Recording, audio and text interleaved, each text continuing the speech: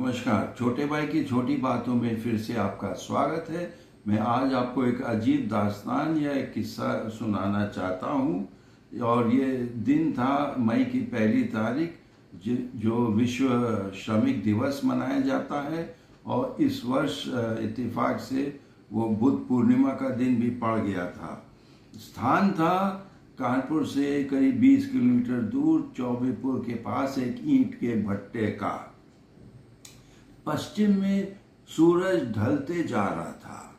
पूरब में गुलाबी गोले के तरह चांद क्षितिज को चीर रहा था। और बगल में राजमार्ग नंबर 24 पर एसयूवी गाड़ी फराटे भर रही थी। उनके मालिक हो सकता अपने अपने सुंदर आशियाने तक जा रहे थे, जिसे ईंट पत्थर से ही बनाए गए होंगे। लेकिन क्या उन लोगों ने कभी सोचा कि उस घर के निर्माण में वो ईंट कहाँ से आए और उसको बनाने में किसका खून पसीना बहाया गया? इस चिंतन के बीच में अचानक बच्चों की चिल्लाने की आवाज आई। ये थे ईंट भट्टे के मजदूरों के बच्चे, जो पूरे जोश के साथ गीत गा रहे थे। आइए हम उन्हीं का ये दृश्य देखें। ये ईंट का भट्टा है, कालरा ईंट का भट्टा है, जहाँ कार्यक्रम हो रहा है इन्हीं मजदूरों के बच्चों के शिक्षा दीक्षा के लिए, जो हम देख रहे हैं कि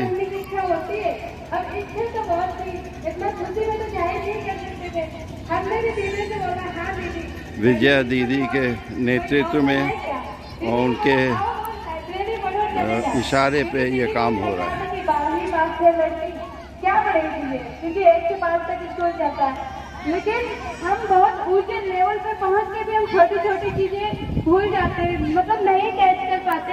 then we always should respect to others.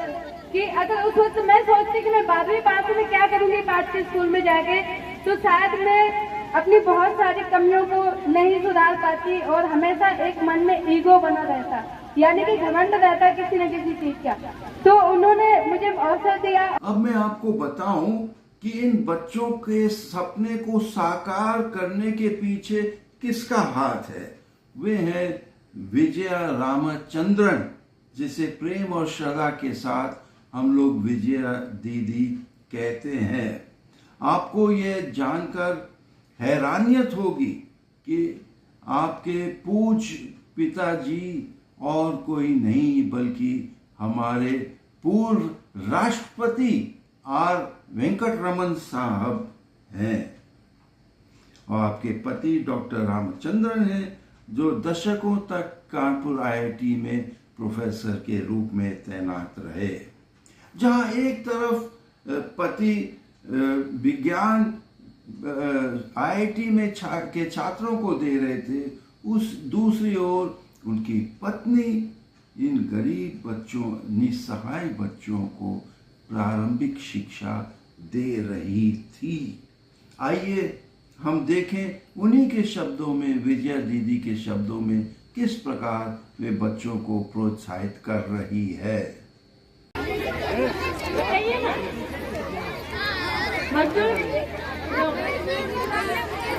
अच्छा, ये हमको बताइए, आप अपने बच्चों को पढ़ाना चाहते हैं कि नहीं चाहते हैं, ये बताइए हमें। चाहते हैं।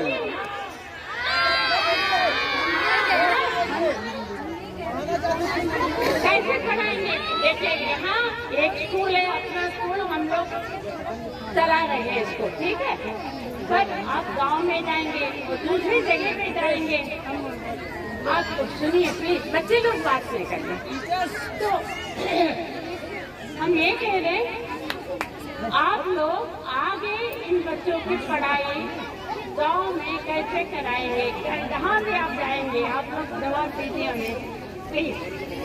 आप लोग बताइए, पेरेंट्स बताइए हमें, क्या करेंगे आप लोग, कैसे पढ़ाएंगे बच्चों को? यहाँ से आप जा रहे हैं, 1 महीने के अंदर चले जाएंगे। इस अनोखे सेवा कार्य की अधिक जानकारी के लिए मैंने अपना स्कूल संस्था के कोऑर्डिनेटर संगीता वर्मा से बात की। क्योंकि उस समय कार्यक्रम चल रहा था तो आवाज इतनी साफ नहीं आई, लेकिन फिर भी सुन लीजिए।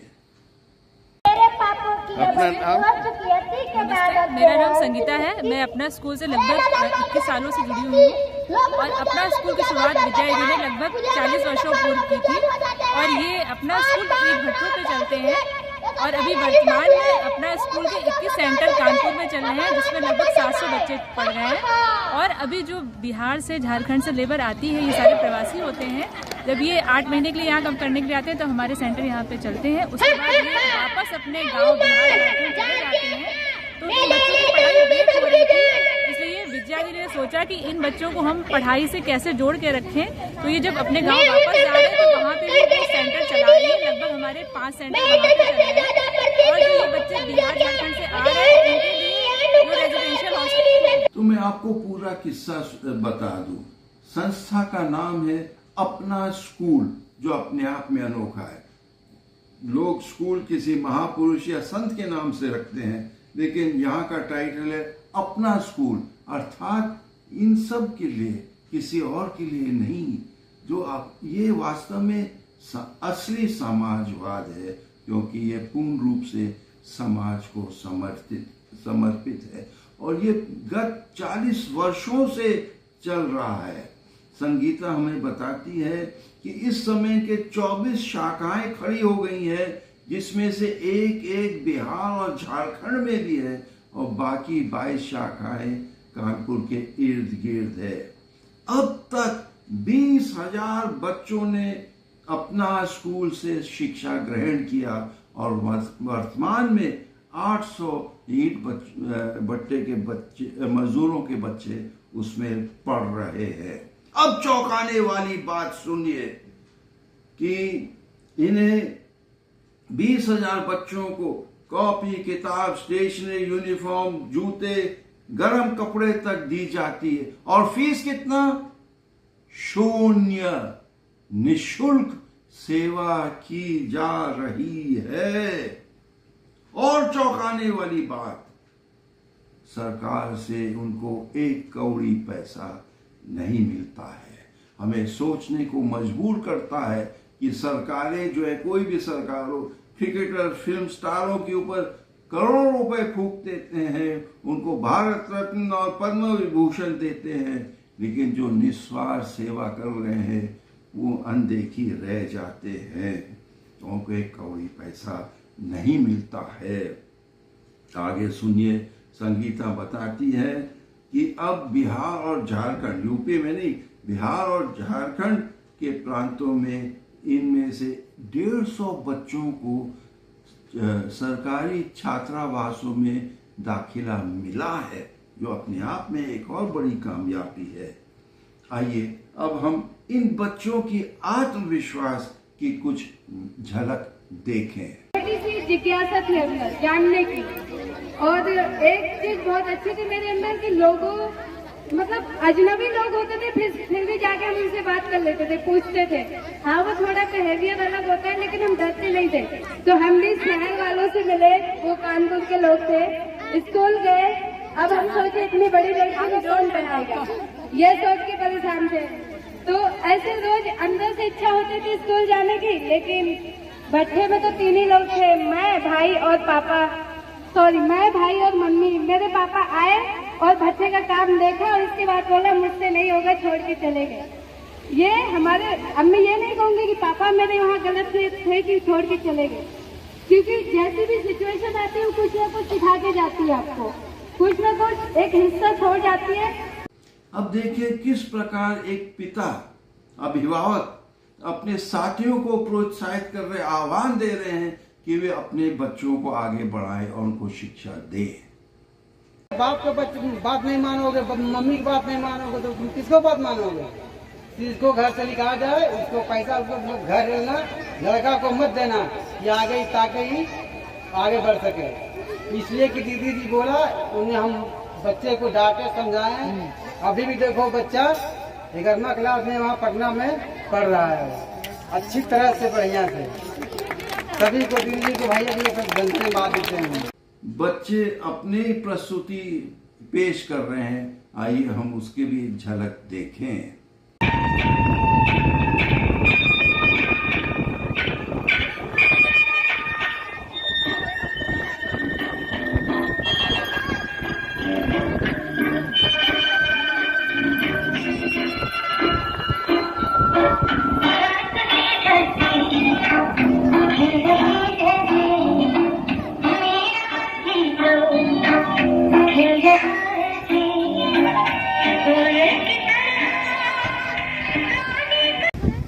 तो बोझ है, बेटी तो पराया धन है। बेटी को पढ़ा लिखा कर क्या करोगे?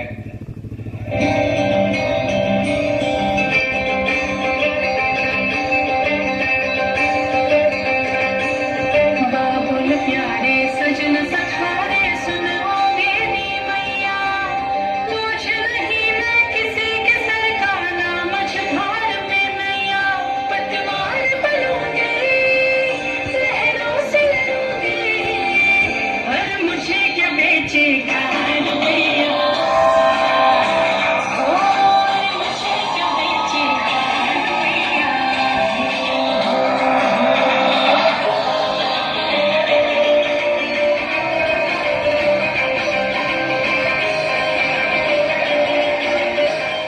पूछने पर संगीता ने ये भी बताया कि ये ओपन स्कूल होने के कारण, नेशनल ओपन स्कूल से ये बच्चों को 3rd, 5th और 8वीं क्लास के परीक्षा दिलवाई जाती है, जो सरकारी मान्यता प्राप्त है। और एक बात और बोलूं, बिना ईंधन की कोई गाड़ी नहीं चल सकती। जब बच्चे पैसे नहीं दे रहे, सरकार पैसा नहीं दे रहा है, तो ये गाड़ी कैसे चलेगी। बताया गया कि कुछ समाज सेवी संस्थाएं हैं जो अपना स्कूल को फाइनेंशियल सपोर्ट देती हैं। अब अंत में ये बोलूंगा, ईंट भट्टे के बच्चे और दूसरों में क्या अंतर है। पहली बात कि वे प्रवासी हैं। दूसरी बात कि केवल उन लोगों को 8 महीने की नौकरी मिलती, काम मिलता है, और बरसात के दिनों में भट्टे बंद हो जाते हैं और ये मजदूर बच्चे सहित अपने गांव वापस चले जाते हैं। जब गांव वापस जाते हैं तो उनकी पढ़ाई भी टूट जाती है। भरोसा नहीं कि अगले वर्ष वो फिर आएंगे तो इसी भट्टे पे आएंगे और आगे पढ़ पाएंगे या नहीं पढ़ पाएंगे। तो वास्तव में ये चुनौतीपूर्ण है। अंत में मैं एक तीर जरूर चलाऊंगा। सैकड़ों इंग्लिश मीडियम स्कूल हैं और हो सकता है वे इन्हीं मजदूरों के बनाए हुए ईंटों से निर्मित हैं, और ये शिक्षा संस्थाएं दावा करते हैं कि हम सेवा कार्य कर रहे हैं। लेकिन मैं मानता हूं कि असली सेवा वो है जहां ऐसे निस्सहाय लोगों को निःशुल्क सेवा और निस्वार्थ भाव से दी जाती है। मैं विजया दीदी, शालिनी और अपना स्कूल के टीम को हाथ जोड़ के नमन करता हूँ। और हाँ, यदि इस वीडियो को देखने से अपने अंतरात्मा में कोई कांटा चुभ रहा है तो चुभने दो, हमको सोचने को मजबूर कर दें। इस वीडियो को देखने के लिए बहुत बहुत धन्यवाद। लाइक, शेयर, कमेंट, सब्सक्राइब करिए। जय हिंद।